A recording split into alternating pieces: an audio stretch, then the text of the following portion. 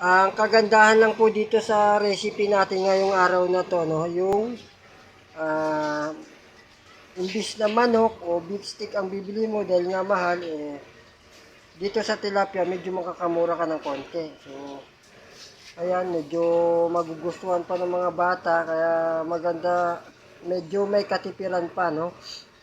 So, habang pinapainit natin yung mantika, shout out muna tayo dyan sa ating mga insan-insan dyan sa iba't ibang lugar.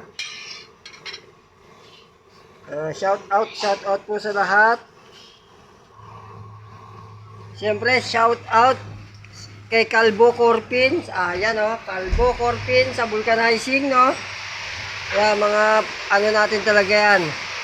Yung snack time, Imari Party Needs, shout out sa'yo.